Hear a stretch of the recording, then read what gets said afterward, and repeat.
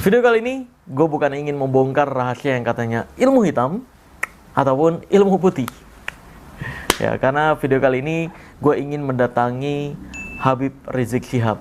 Wih, Masya Allah. Karena beberapa waktu lalu tiba-tiba nih Alvin Faiz kontak ke admin gue, ke admin penjadwalan, menginfokan bahwa Habib Rizik ingin mengundang pesulap merah ke acara milad atau ulang tahun Habib Rizik di tanggal 24 Agustus 2024 dan juga sekaligus launching mini album Habib Rizik Syihab.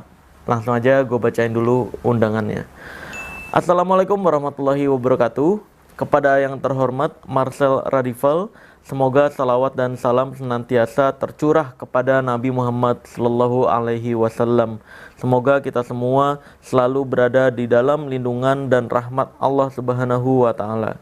Dengan penuh kebahagiaan, saya Habib Rizik Syihab dengan hormat mengundang Bapak atau Ibu untuk hadir dalam acara Harmony of Faith, peluncuran mini album Milad Muslim. Sabtu 24 Agustus, lokasinya gue samarkan pada jam 9 hingga jam 12 WIB. Berbusana muslim or muslimah, dilarang membawa anak kecil. Kami sangat berharap Bapak atau Ibu dapat bergabung dan merayakan momen istimewa ini. Kami menantikan kehadiran Bapak atau Ibu di acara tersebut. Hormat saya Habib Rizik Syihab. Wassalamualaikum warahmatullahi wabarakatuh.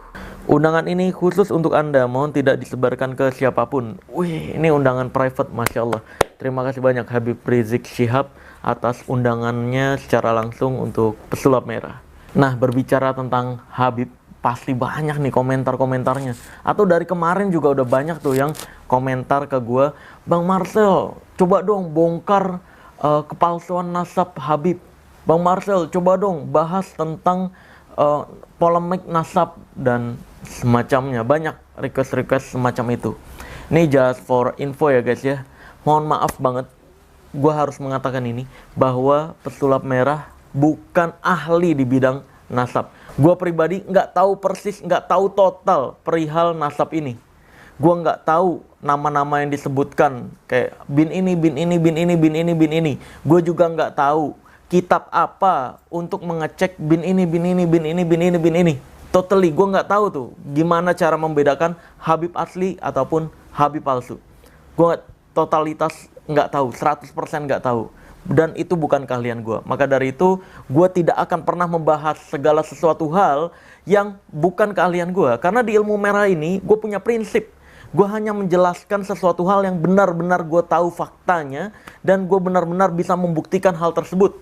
Kayak contohnya, kalau ada orang yang ngaku bisa ngomong sama semut, atau bisa ngomong sama ulet, bisa ngomong sama malaikat dan semacamnya, itu bisa. Kalau dia ngajakin pembuktian, gue ya udah ngobrol nih sama semut, suruh jalan ke kanan semua misalkan, atau suruh jalan ke kiri semua, beda arah.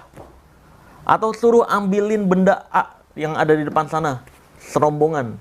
Pembuktiannya gampang, bisa dilakukan sekarang gitu. Sedangkan untuk nasab Habib ini, gue nggak tahu tuh, kayak ini pernah tertulis di kitab ini, gue juga nggak tahu kitabnya apa dan dibuktikannya kayak gimana. Nggak bisa balik ke masa zaman dulu lagi.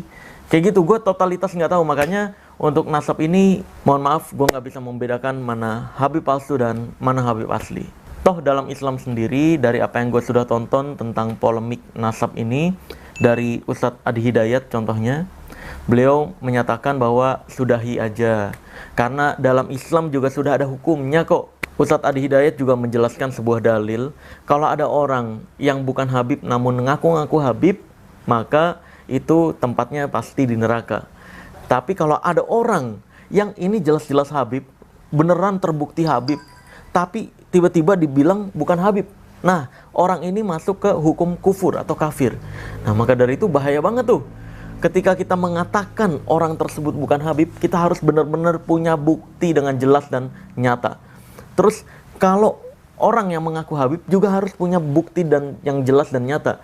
Jadi ngaku-ngaku Habib bahaya, mengatakan seorang Habib bukan Habib itu juga berbahaya, terlalu beresiko. Nah, maka dari itu gue sependapat dengan pernyataan Ustadz Adi Hidayat tersebut. Terus juga gue cek ke pendapatnya Buya Yahya, menyatakan juga kayak gitu. Kita sebagai manusia harus hati-hati banget menyatakan seseorang atau menilai seseorang atau menilai nasab seseorang, ini bukan A, ini bukan keturunan B, bukan keturunan C. Ini berbahaya banget kalau kita salah. Karena jatuhnya ke hukum tadi, ke kafir. Terus juga Buya Yahya menjelaskan bahwa kalau memang ada Habib yang melakukan kekufuran kayak mabuk-mabukan, zina, terus main judi dan semacamnya, ya yang kita kritik adalah pribadinya. Jangan kita salahkan Habibnya gitu. Kita kritik total. Terus juga perihal ada pendapat yang menyatakan Habib bodoh itu lebih mulia dari 70 ulama. Nah, itu juga Buya Yahya menjelaskan bahwa perbandingan seperti itu adalah perbandingan yang kontroversial dan seharusnya tidak diucapkan gitu. Karena memang nggak layak dibanding-bandingkan gitu. Itu sama aja membandingkan seperti satu lembar Al-Quran jauh lebih baik daripada satu sholat. Lah, ini nggak bisa dibandingkan kayak gitu. Dua-duanya hal yang baik gitu. Buya Yahya juga menjelaskan Habib bodoh, ya Habibnya kita hormati karena dia keturunan Rasulullah Shallallahu Alaihi Wasallam. Tapi karena dia bodoh, maka kita nggak boleh belajar ilmu dari dia.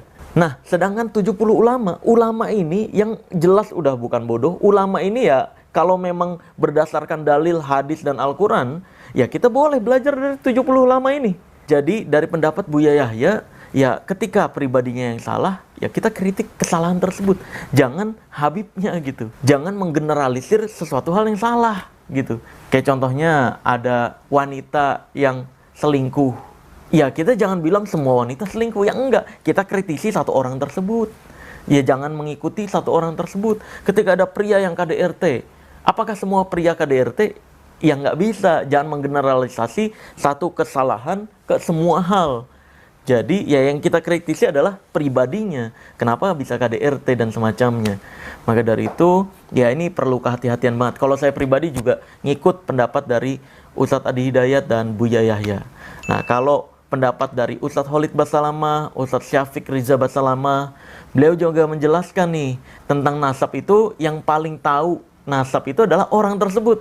Kayak contohnya Ustadz Syafiq Riza Basalamah pernah dikatakan sama seseorang bahwa beliau bukan keturunan Basalamah. Lah, ini Ustadz Syafiq Riza Basalamah juga menjelaskan lah, yang tahu keturunan-keturunan itu kan Ustadz Syafiq Riza Basalamahnya, bukan orang lain yang di luar sana gitu. Maka dari itu bahaya banget ketika kita menuduh seseorang bukan kelahiran ini, tapi ternyata kita salah. Wah, resikonya gede banget nih. Terus juga Ustadz Khalid Basalamah, beliau juga menjelaskan ya, kalau Habib itu kita percaya aja sama keturunan-keturunan yang sudah dijelaskan, kecuali kita memiliki bukti yang jelas dan nyata bahwa ini bukan keturunan Habib, ini Habib palsu, sedangkan ini Habib asli. Kecuali kita punya fakta dan datanya dengan jelas dan nyata, punya bukti-buktinya, bukan hanya sekedar pendapat opini yang dituliskan di sebuah buku gitu.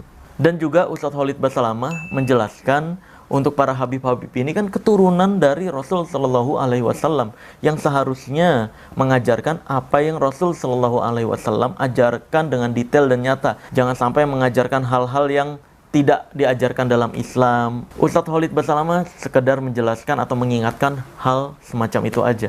Maka dari itu ya saya pribadi sih ya, karena saya nggak tergabung di organisasi manapun dan tidak mau tergabung di organisasi manapun, karena saya tidak ingin pendapat saya ini tidak netral.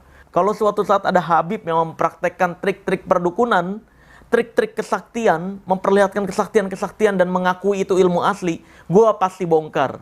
Kayak contohnya yang dilakukan Habib Bahar di video ini. Udah gue bongkar kan? Tapi di video tersebut gue nggak tahu Habib Bahar maksudnya apa nih mempraktekkan teknik atau trik kebal-kebalan seperti itu.